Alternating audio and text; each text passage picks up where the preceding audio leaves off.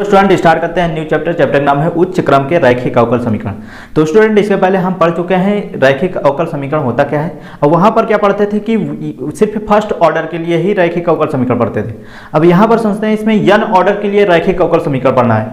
तो n order के लिए क्या बोलते हैं, उसे higher order linear differential equation बोला जाता है। और इसी को हम n ऑर्डर के लिए लीनियर डिफरेंशियल इक्वेशन जो लिखते हैं इस तरीके से लिखते हैं। अब इसमें क्या n ऑर्डर के लिए मतलब क्या क्या हो सकते हैं, मतलब एक से ज्यादा, 2 ऑर्डर के हो सकता है, 3 ऑर्डर का हो सकता है, 4 ऑर्डर का, मतलब जितने भी ऑर्डर हो सकते हैं उस तरीके से किस तरीके से क्वेश्चन सॉल्व करते हैं। तो स्टूडेंट जब भी आपको मिलेंगे रैखिक अवकल समीकरण n ऑर्डर के लिए एक से ज़्यादा मिलेंगे और इस तरीके से आपको लीनियर इक्वेशन मिलेंगे, इस तरीके से फंक्शन आपको मिलेंगे। तो जो r क्या है, r मतलब कि इसमें x के फलन हो सकते हैं या तो r का वैल्यू 0 हो सकता है। ठीक, तो देखिए ये जो a1 a2 a3 है इसे बोलते हैं क्या, अचर पद बोला जाता है। ठीक, तो ये क्या बोला जाता है, अचर पद, ये कांस्टेंट होते हैं। ठीक, जैसे 1 2 3 4 ये इसमें कोई भी गिनती हो सकता है, और आर का वैल्यू तो क्लियर है।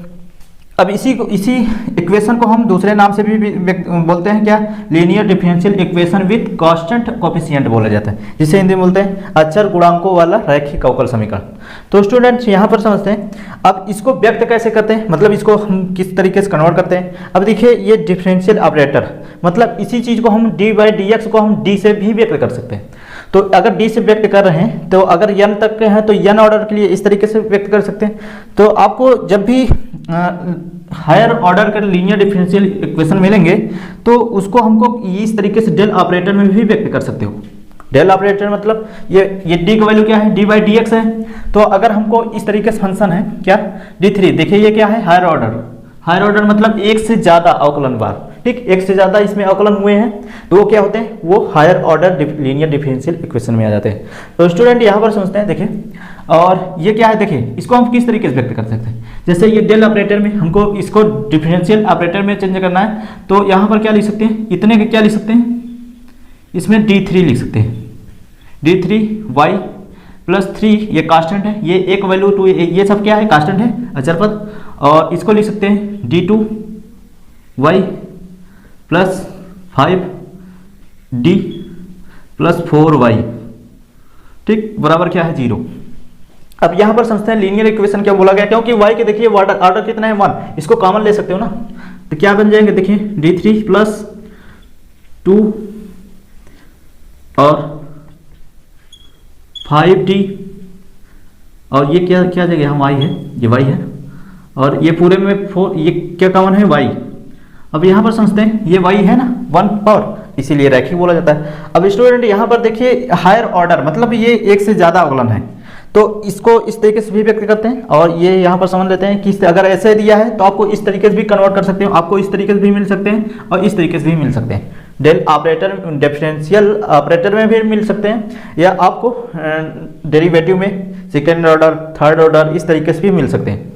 तो स्टूडेंट जब भी मतलब इसमें निकालना क्या होता है, जब आपको इस तरीके से higher order linear differential equation मिलते हैं तो इसको निकालने के लिए हमको संपूर्ण मतलब ये संपूर्ण हल निकाला जाता है। संपूर्ण हल क्या होता है, कंप्लीट सॉल्यूशन होता है, जिसे CF से व्यक्त करते हैं। ठीक, कंप्लीट सॉल्यूशन। अब इसी को हम या बोल सकते हैं व्यापक जनरल सॉल्यूशन भी बोलते हैं। ठीक, जनरल सॉल्यूशन भी बोलते हैं, व्यापक हल भी बोलते हैं इसी कंप्लीट हल को। अब इसमें 2 पार्ट है, इस तरीके से इक्वेशन को हमको सॉल्व करने के लिए 2 पार्ट इसमें सॉल्व करना होता है। एक पूरक फलन निकाला जाता है और एक विशेष समाकलन निकाला जाता है। पूरक फलन मतलब कॉम्प्लीमेंट्री फंक्शन निकाला जाता है, और ये विशेष समाकलन के लिए मतलब पार्टिकुलर इंटीग्रल निकाला जाता है। तो स्टूडेंट इसमें जो संपूर्ण हल होते हैं ये सूत्र होते हैं, इन दोनों के योग होते हैं, इन दोनों को योग होते हैं। तो संपूर्ण हल CS बराबर क्या होता है, पूरक कंप्लीट मतलब ये पूरक फलन और विशेष समाकलन होते हैं। ठीक, योग होते हैं, इन दोनों के योग होते हैं। तो इसे सॉल्व कर लेते हैं इस higher order linear differential equation को। तो स्टूडेंट यहाँ पर इसी को हम इस तरीके से भी लिख सकते हैं, CS बराबर कंप्लीट, अगर हम निकालना है क्या कंप्लीट सॉल्यूशन निकालना है तो CF + PI भी लिख सकते हैं। तो स्टूडेंट हमको इसी तरीके इसको हम y से भी व्यक्त कर सकते हो, तो ये हमको कंप्लीट सॉल्यूशन मिल गया इस इक्वेशन का। तो इसको हम समझते हैं सॉल्व के करने का तरीका किस तरीके से, इसको समझते हैं। तो स्टूडेंट जब भी आपको इस तरीके से क्वेश्चन मिलेंगे आपको, तो उसमें हायर ऑर्डर के लीनियर डिफरेंशियल जब मिलेंगे तो इसको सॉल्व करने का तरीका क्या है, अगर आपको इस तरीके से मिल रहे हैं क्वेश्चन हायर ऑर्डर का पहचान इसी तरीके से, आर्क वैल्यू क्या हो सकता है, जीरो भी हो सकता है और एक्स फंक्शन भी हो सकते हैं।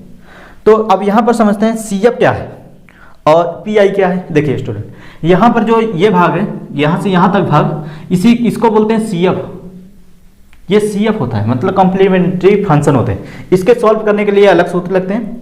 अब यहाँ पर वो सूत्र अभी लिखाएंगे। तो यहाँ पर समझते हैं ये क्या होता है, सी एफ होता है, ठीक। और यहाँ पर जो पार्ट होता है वो होता है पी आई होता है, ये पार्टिकुलर इंटीग्रल होता है, पार्टिकुलर इंटीग्रल होता है। तो स्टूडेंट यहाँ पर कुछ भी हो सकता है, यहाँ पर हो सकता है e फॉर 2x हो सकते हैं और कोई भी हो सकता है, कुछ भी, मतलब ये फंक्शन में कुछ भी x के फंक्शन हो सकते हैं। यहाँ पर तो जीरो है तो जीरो, पी आई जीरो हो गए।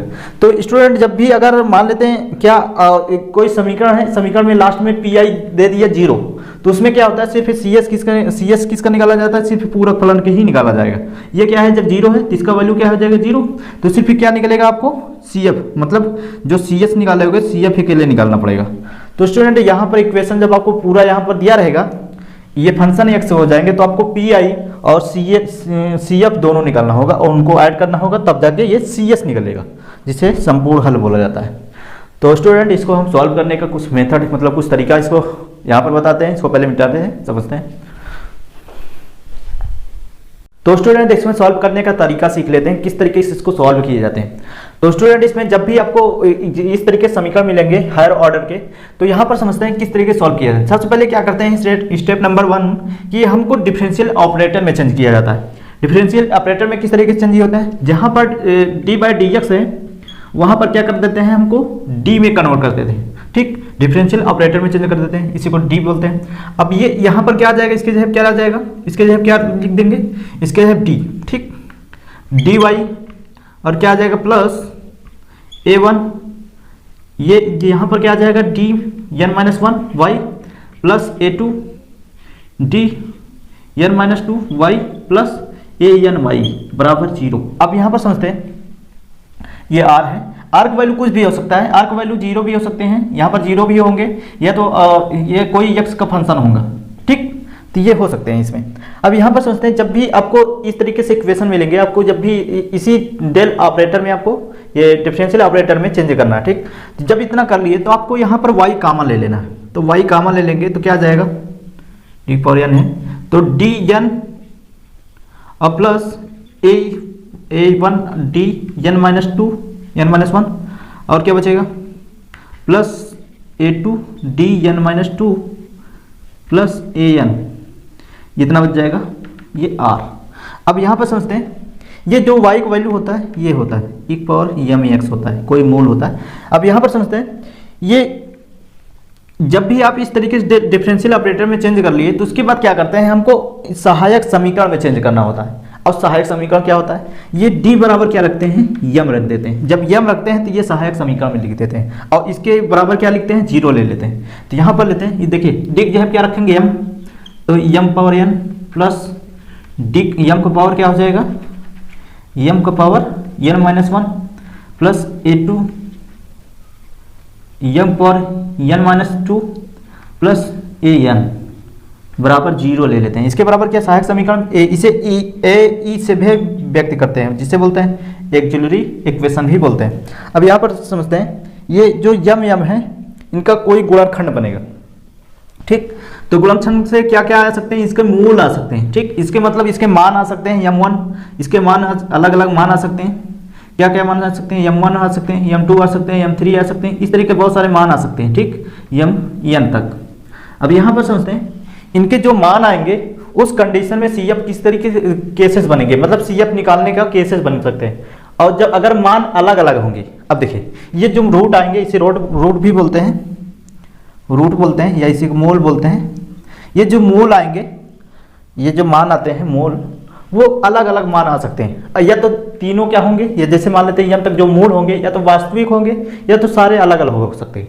अगर वास्तविक अगर भिन्न है तो उसके लिए सी एफ निकाला जाता है, ये कंडीशन, ठीक। इसमें जैसे m1 m2 यहाँ पर वैल्यूज रख देते हैं, ये सी एफ निकल जाता है। इसी तरीके के केसेस 2 बनते हैं, अगर मूल वास्तविक और समान हो मतलब ऐसे भी केसेस होंगे जिसमें क्या होंगे, ये m1 m2 दोनों सेम सेम आएंगे, मतलब 2 2 3 3 इस तरीके से क्या होंगे, सेम सेम आएंगे, उसके लिए CF ये निकलता है।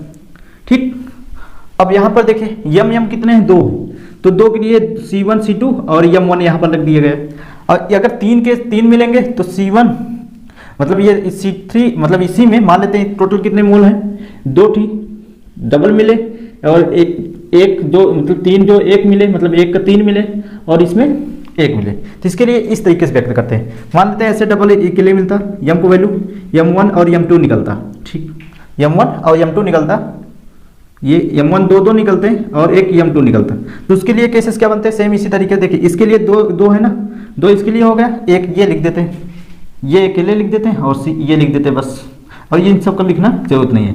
ठीक, जैसे मोल होते हैं उसी तरीके से ये कन्वर्ट कर लेते हैं। ठीक, इस चीज को तो यहां पर समझते हैं। देखिए इसको जैसे ये इसको हम लिख दे रहे हैं, इसके लिए इसको लिए ऐसे भी लिख सकते हो, C1 प्लस C2 x एक पावर m1 x प्लस और m2 अलग है तो C3 और एक पावर देखिए 1 हो गया 2, ये 2 के लिए हो गए, C1 और C2 के लिए हो गए, ये C3 के हो गए और एक पावर m2x हो गया। ठीक, ये m1 के लिए है गुणांक। इस तरीके से ये कन्वर्ट कर सकते हैं, इसमें जितने भी मूल जैसे भी होंगे उस तरीके, मतलब समान के लिए ये कंडीशन आप लगा सकते हो।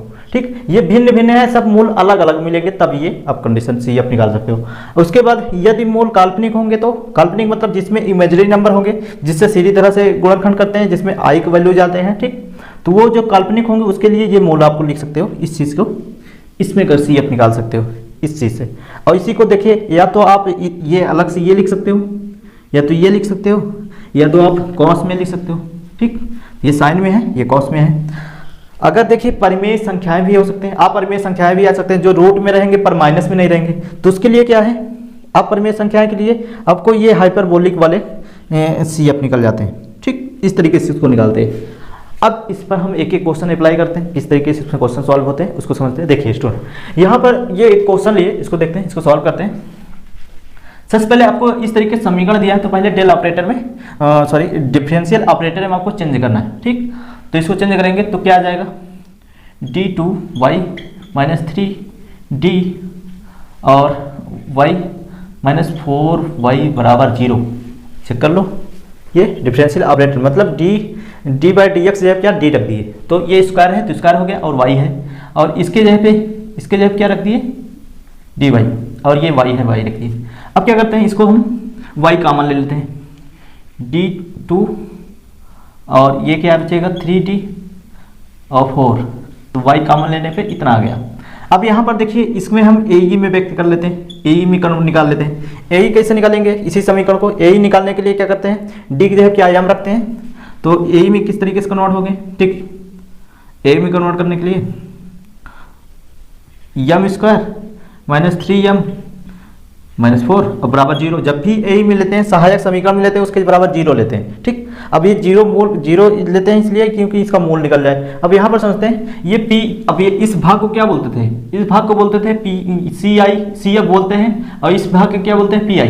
अब जब बराबर 0 होता है, PI की वैल्यू जब 0 है तो हम सिर्फ जो CS निकलता है, CS निकलता है, संपूर्ण हल जो निकलता है वो सिर्फ आपको CF ही निकालना पड़ेगा, क्योंकि PI क्या है 0 है ना, तो आपको यही अकेले निकालना है। इसमें आपको संपूर्ण हल निकालना होता है, और ये CS बराबर CF होगा जब 0 होगा तब। ठीक, और अगर ये 0 नहीं है तो आपको PI भी निकालना होगा, तभी पूरा योग करोगे तब जाके आप CS निकलेगा। ठीक, तो यहाँ पर देखिए आपको इस चीज को हम इस तरीके से कन्वर्ट करेंगे, फिर उसके बाद AI में कन्वर्ट करेंगे। उसके बाद देखिए अब इसमें मूल निकालेंगे, ये गुणनखंड है ना, तो गुणनखंड कैसे होगा देखिए, तो m स्क्वायर क्या आ जाएगा 3 गुणे 1, मतलब 3 में से 4 गुणे 1, 4 में से 1 घट जाएगा तो क्या हो जाएगा, ऐसे कर सकते हो, माइनस 4 बराबर 0, ये गुणनखंड है ना, तो m स्क्वायर माइनस ये ब्रैकेट तोड़ोगे, ये 4m और प्लस m माइनस 4 बराबर 0। अब देखिए इन दोनों में क्या कॉमन है, m कॉमन है, m माइनस 4 और प्लस 1 कॉमन है, m माइनस 4 और बराबर 0, तो m माइनस 4 और m प्लस 1 बराबर 0। तो m को वैल्यू क्या क्या आगे, m को वैल्यू देखिए एक माइनस 1 आ जाएगा इससे, और एक m को वैल्यू क्या आ जाएगा -4। सॉरी ये 4 अकेले आ जाएगा। अब यहाँ पर समझते हैं, जब भी आप ये मोल निकाल लो, अब इसमें आप देखो कि इसमें कौन सा आया है, ठीक। मतलब ये देखिए ये दोनों अलग अलग है, तो ये केस 1 आपको अप्लाई हो रहा है। केस 1 के लिए CF निकालेंगे, CF बराबर क्या आ जाएगा, देखिए C1। अब इसको आप चाहे इस चीज को C1 M1 मान लो, इसको चीज को M1, अब चाहे जिस पे रखो, आपको दो ही पे रखना है। देखिए एक पावर M1 पे रखेंगे कितना आ जाएगा, M1 कितना माइनस है x आ जाएगा, ठीक। और प्लस C2 क्या है, M2 की वैल्यू क्या है 4x, ये आपका आंसर है, ठीक। इस तरीके से हम CF फाइंड कर लेते हैं। तो स्टूडेंट इसमें और कुछ क्वेश्चन लेते हैं, बहुत सारे क्वेश्चन इसमें हैं। तो स्टूडेंट इसमें एक और क्वेश्चन लिया है, इसको देखते हैं। तो पहले सबसे पहले इस तरीके से डिफरेंशियल ऑपरेटर में दिया है, तो क्या करना है आपको, सिर्फ AE में निकाल लेना है। तो सहायक समीकरण निकाल लो,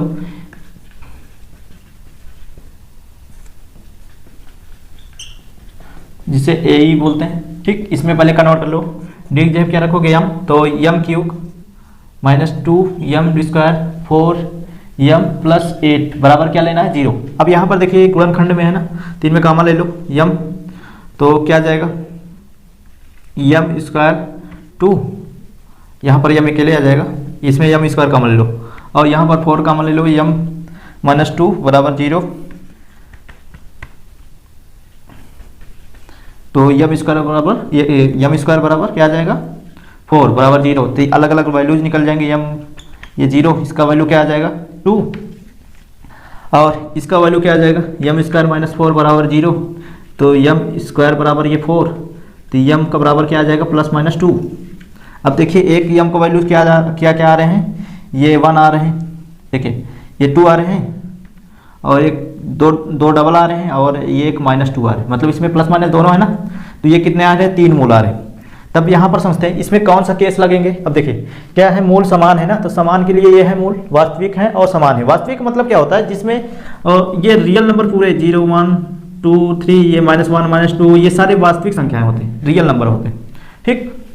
तो अब देखिए ये भी वास्तविक संख्या, माइनस प्लस में अगर सब मोल्स भिन्न हैं, अलग अलग है, तो ये लगा सकते हो। जब इसमें सेम होंगे तो आपको ये लगा सकते हो। अब यहाँ पर देखो दो समान है, तो दो के लिए पहले ये लगा दो, ठीक। CF निकाल लो, तो यहाँ पर CF बराबर क्या हो जाएगा, तो ये लिख सकते हो CF क्या निकल जाएगा, C1 + C2 x है, और एक पावर देखिए जैसे m1 दो समान थे, m1 तो ये क्या है, तो 2 m को वैल्यू यही तो है ना 2x, और प्लस ये अलग है, इसके लिए सिर्फ अलग के लिए सिर्फ एक ही लिखा जाएगा, चाहता हो वही एक ही, मतलब ये चीज़ ऐसे लिख सकते हो, C1 C2 हो गया, C3 एक पावर -2x, ठीक। ये आपका समीकरण आ गया CF से निकालने के बाद। अब यहाँ पर स्टूडेंट जब भी 0 होगा PI क्या है 0। अब नेक्स्ट क्वेश्चन देखते हैं इसमें। तो स्टूडेंट इसमें एक और क्वेश्चन लिया है, इसमें देखते हैं। तो पहले सबसे पहले इसमें क्या करेंगे, इसमें देखें डिफरेंशियल ऑपरेटर में है, तो क्या करोगे AE में व्यक्त कर लो। तो AE में कन्वर्ट करने के लिए D के बराबर क्या रखेंगे m, तो ये m² - 2m + 2 बराबर 0 लेते हैं ना इसके इक्वल। अब यहाँ पर क्या करेंगे, अब इसको गुणनखंड करेंगे। अब गुणनखंड देखिए अगर सॉल्व करोगे, ये 2 से इसमें गुणा करोगे, ये गुणनखंड नहीं होगा, तो क्या करते हैं श्रीधर 4 से सूत्र लगा देते हैं। तो श्रीधर 4 क्या होता है, तो ये होता है x बार बराबर होता है ना, क्या होता है -b ± रूट में b² - 4ac/2a होता है। अब इसमें किसके जैसे तुलना करोगे, ax² + bx + c बराबर 0, इसी पे तुलना किया जाता है। तो एक वैल्यू क्या है इसमें 1, अब b की वैल्यू क्या है -2, c की वैल्यू क्या है 2, ठीक। अब क्या करते हैं, इस पे रखते हैं, इस सूत्र पे रखते हैं। अब यहाँ पर क्या आ जाएगा, देखिए m इसमें लिखोगे ना, तो मोल निकलेगा, m का निकलेगा। अब ये b की वैल्यू क्या है, माइनस क्या आ जाएगा +2, और प्लस माइनस रूट के अंदर b क्या है -2 का होल स्क्वायर, और -4, a क्या है a1, और c क्या है 2। सॉल्व करते हैं कि क्या आ जाएगा, 2 × 1 एक मान 1 ही है, तो सॉल्व करेंगे, ये 2 प्लस और ये 4 और ये 4 दूना 8, तो क्या आ जाएगा /2। तो सॉल्व करेंगे तो ये क्या आ जाएगा -4, ये -4 आ जाएगा ना। तो सॉल्व करेंगे 2 प्लस माइनस रूट में -4, इसको क्या लिख सकते हैं -4 को, देखिए -4 को लिख सकते हो 4 गुणे -1। अब ये -1 आयोटा के मान होता है, ये 4 से 2 निकल जाएगा, ये i, ठीक, इसको ऐसे लिख सकते हो ना, ठीक, ये i का वैल्यू होता है इस तरीके से। तो ये सॉल्व क्या आएगा, 2 प्लस माइनस ये पूरे बटे 2 भी है, और क्या आ जाएगा 2i अपान 2। अब देखिए पूरे बटे 2 है, ये 2 कामन लेकर काट दो, तो 2 कामन ले लोगे तो 1 प्लस माइनस i अपान 2, ये कैंसिल हो जाएंगे, तो क्या आ जाएगा i, मतलब ये आ जाएगा 1 प्लस माइनस i। अब इसमें देखें, अब ये क्या मिले हैं, कॉम्प्लेक्स नंबर। अब ये समरी संख्याएं मिले हैं, जिसे बोलते हैं ये काल्पनिक संख्याएं में आ जाते हैं। इस तरीके से ये मूल मिल है ना, आपको अब CF निकालना है तो इस तरीके से निकालोगे, ये आपको फंक्शन लगाना है।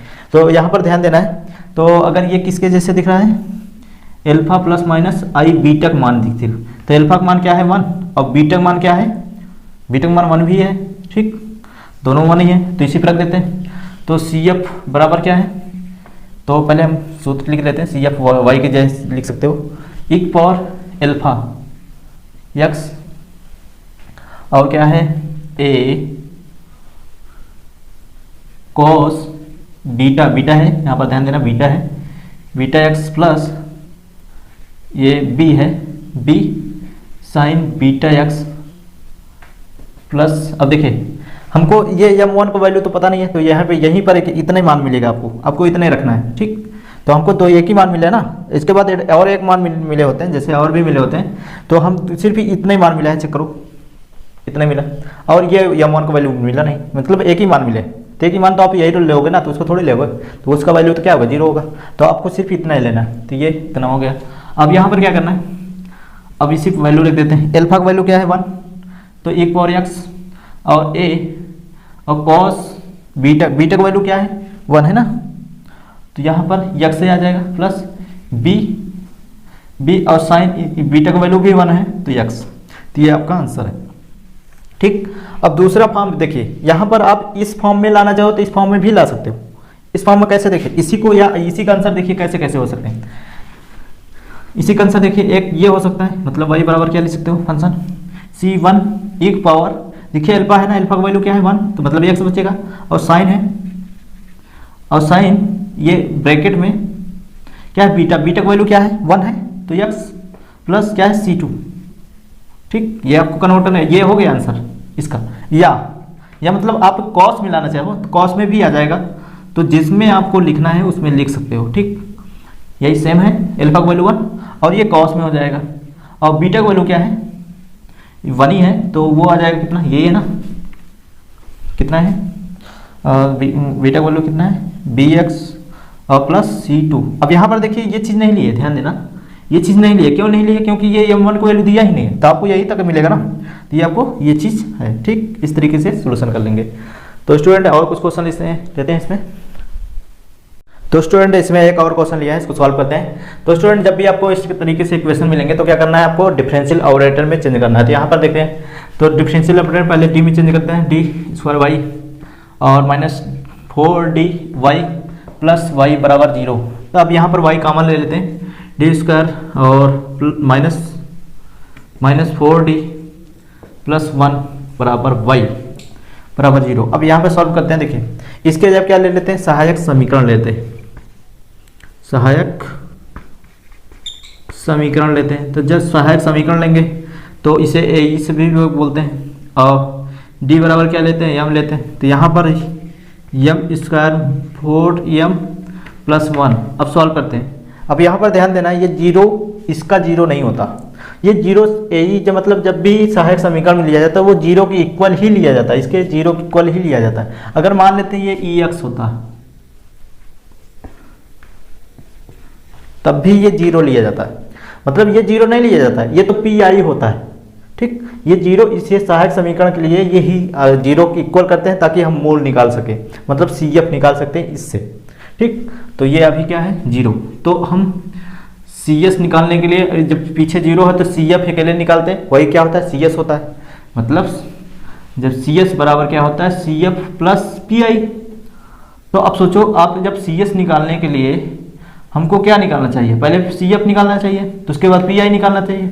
जब PI का वैल्यू पहले से दिया है क्या है 0, तो इसका जब जीरो है तो आपको निकालना क्या है, सिर्फ सी एफ ही के लिए निकालना है। जब सी एफ के लिए निकल जाएगा वही क्या होता है, सी एफ होता है। मतलब जब बगल में जीरो होता है, लास्ट में जीरो होता है, वो पी आई हमेशा जीरो होगा, तो वो जीरो को निकालने की जरूरत नहीं है आपको। जो सी एफ निकालेंगे वही क्या आ जाता है, सी एस ही नहीं होता है। तो मतलब जितने भी डिफरेंशियल इक्वेशन होता है सभी में सी एस ही निकाला जाता है। और सी एस निकालने के लिए दो पार्ट है, तो एक पार्ट निकाल लेते हैं और वो पार्ट तो जीरो है तो इसकी जरूरत ही नहीं होता, सी एफ हो जाता है।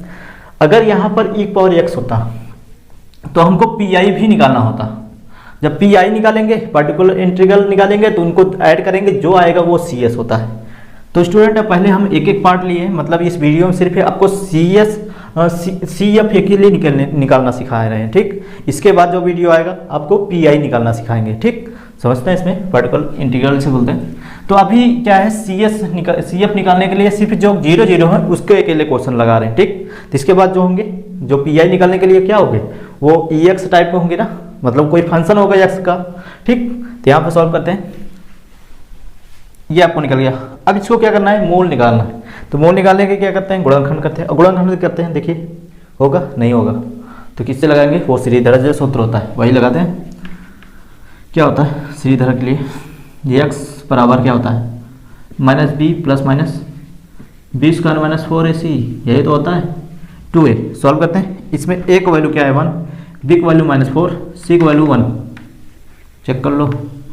अब इसे निकाल लेते हैं। देखिए m का मोल निकलेगा, माइनस बी है पहले से, तो ये माइनस पहले से, दोनों माइनस से क्या हो जाएगा, प्लस हो जाएगा, ठीक। प्लस माइनस रूट के अंदर बी स्क्वायर, बी क्या है -4, -4a क्या है 1, बी सी क्या है c 1। सॉल्व करते हैं 2a, a की वैल्यू क्या है 1। सॉल्व करते हैं इसमें, देखिए 4 प्लस माइनस 4 × 16 -4, रूट में 12 आ जाएगा, 16 में से 4 चला जाएगा 12। अब ये कितना निकलेगा, देखिए 12 का अगर निकालेंगे रूट से बाहर 12 का तो क्या आ जाएगा, इसको लिख सकते हो 4 × 3, और 4 स्क्वायर होता है 2 का, यही तो निकलेगा। तो क्या आ जाएगा 4 प्लस माइनस 2√3, चेक कर लो यही आएगा ना। और 2 कॉमन ले लेते हैं तो क्या आ जाएगा 2 प्लस माइनस √3 अपॉन 2, ये कैंसिल, आ गया क्या 2 प्लस माइनस √3, देखिए ये निकल गया। अब यहाँ से सी एफ, ये क्या है मोल निकला। अब मोल यम का वैल्यू निकल गया, तो यम का वैल्यू किस पे निकालते हैं, इस पे देखते हैं। अब यम को वैल्यू किस कंडीशन, कौन से केसेस बन रहे हैं, देखिए केसेस बनेंगे, मतलब मोल आप वास्तविक भी हो सकते हैं, काल्पनिक हो सकते हैं, ये सब हो सकते हैं। तो इसमें लास्ट केस है क्या, अपरिमेय। जब अपरिमेय होता क्या है, देखिए अपरिमेय का मतलब है जिसमें आपको क्या मिले, रूट के अंदर कोई नंबर रह जाए। ये √3 ले ले, √9 नहीं है, क्यों नहीं है, क्योंकि रूट के अंदर से ये बाहर निकल जाएगा, चेक करो। तो वो नंबर से जो रूट के अंदर रह जाए वो अपरिमेय होते हैं। पाई भी अपरिमेय होता है, इनफाइनाइट भी अपरिमेय होता है, ये सब अपरिमेय होते हैं। और जो रिपीटेड जो खत्म में कभी नहीं होते वो भी अपरिमेय में ही आ जाते हैं। अब यहाँ पर सॉल्व करते हैं, ये क्या है अपरिमेय, अब मोल ये लगेगा। अब यहाँ सॉल्व करते हैं, देखिए सी एफ बराबर निकल जाएगा आपका सी एफ, अब सी एस भी बोल सकते, सी एस दोनों इक्वल होते हैं, तो आप सी एफ के लिए निकाल लो, दोनों वही आंसर होते हैं। तो अपरिमेय देखिए ये अल्फा प्लस बीटा है ना, और रूट में बीटा है। अब यहाँ पर ये सूत्र क्या है, सूत्र पहले लिख देते हैं।